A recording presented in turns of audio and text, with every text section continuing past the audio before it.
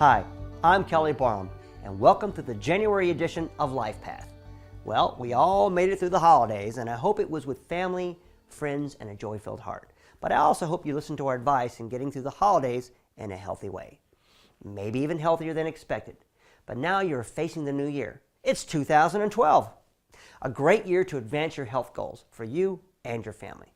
And if you've been paying attention to our show throughout the past year, you know your goals can be achieved with exercise, good nutrition, and your chiropractic care. You are on your way of living a healthy life. And of course, this month's show, as the ones in our past and the future, will help you do just that. So please pay close attention, and should any questions arise, don't be afraid to turn to your chiropractor. He or she can be a great source of additional information that can help you in making the right decisions when it comes to your health. And don't let the information end there. Think of all the people in your life. Help them get on the path that you've been fortunate enough to get on yourself. What a special way to start the year. And as you've learned on our last month's show, you too can be a chiropractic lifesaver. All it takes is for you to speak up. So go tell people about the benefits of chiropractic care and what your chiropractor can do for them. With that being said, let us increase your understanding of true health. Let us get on with the show. Now, to start the year off right, we have invited once again Chef Mike Corveses of Mike's Bistro to our show. Who can resist his delicious cooking? The thing is, it's healthy too. So if one of your New Year's resolutions was to start eating right, let Chef Mike help you along. His dishes are full of fresh, healthy ingredients and simple enough to create at home. No culinary degrees required. Then let's talk about exercise. Was that part of your resolution as well? Well, Dr. Ralph Andrade of Andrade Chiropractic will sit down with us to talk about why you are never too old to stay active and why it is so important. Did you know, for example, that staying active can actually keep you younger and healthier with age? Really? Is that news to you? I hope it's going to be more of a reminder of why you're putting in all that effort. But if you're really looking to start the year off right and get fit, maybe even lose a few pounds, we have fitness trainer Samuel Colby from Gridiron Express Training who can help you with that.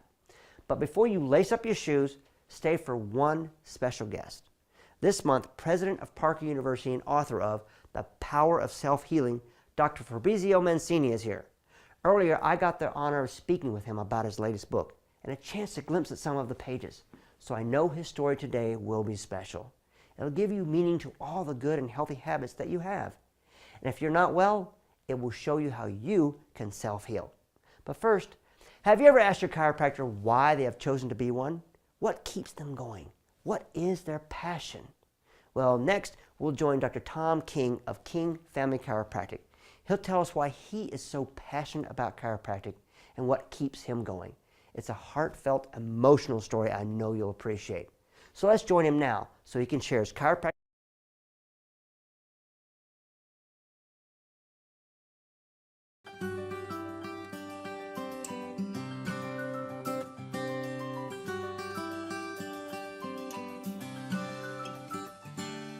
I'd like to share with you a little bit of the reasons why chiropractors have passion for the jobs that they do, why I have my passion.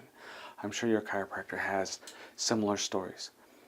Mine starts off when I was young. I was really little. I've had several injuries. I've had different things that have injured my spine. That's why I got into chiropractic. But some of the bigger reasons why I got in, why I stay in, why I'm so excited about it, are things that happen later in life. When this was several years ago, when I had freshly gotten out of chiropractic school, my wife and I were expecting our second child. And everything was going beautiful. We had gone to the hospital. We were expecting him on a certain day.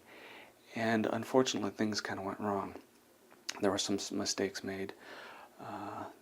There was a real emergency that had happened. My wife had a ruptured uterus, and as you know, or maybe you don't know, it's quite a dangerous thing. It puts both the mother and the child's life in jeopardy.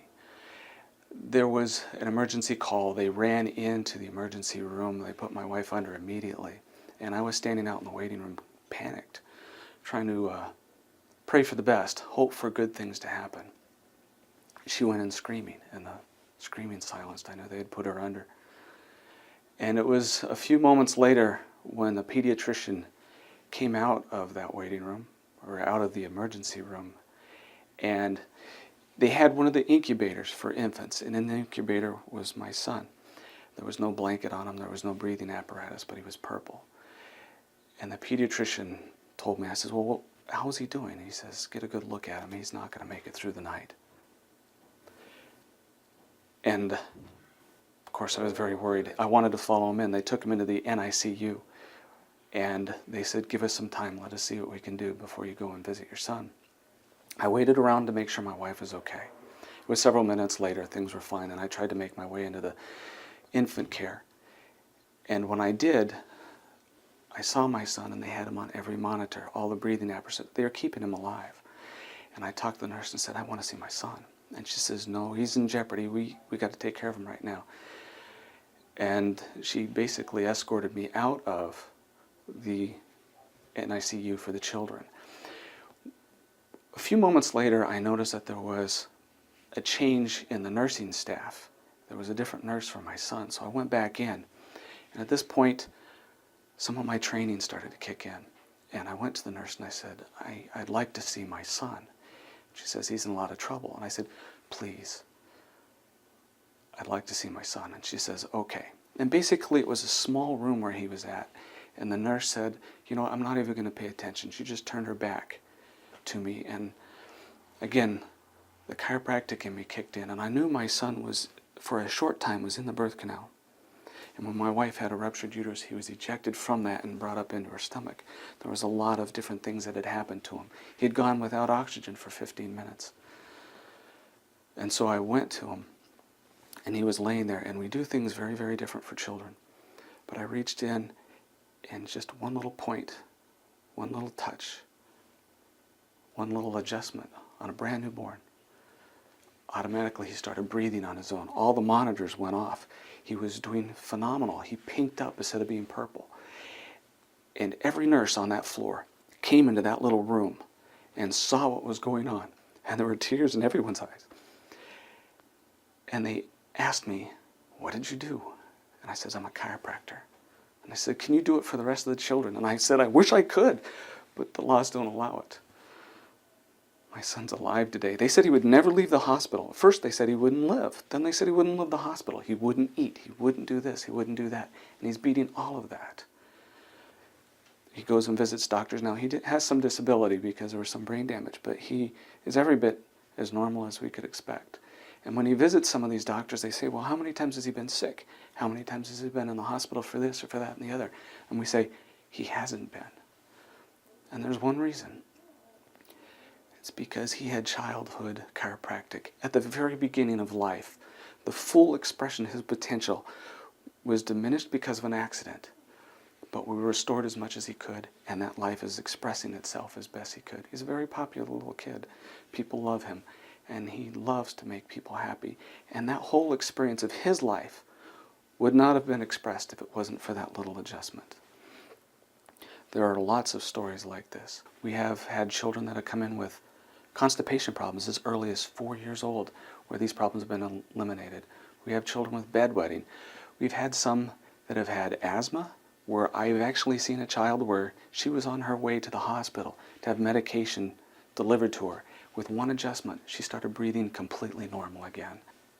The biggest thing that you need to realize is that when you step into the office, you visit with your chiropractor, there is an inside potential within you that needs to be released. You may have had years of injuries. You may be bringing in your infants, and they may have just a few. A little bit of interference that prevents that inside life, the inside energy, that life force that makes your body work to its fullest potential. And those things can be released through chiropractic. It's very gentle for children, and it's done differently for various different ages. There are all kinds of techniques, all kinds of ways to do this.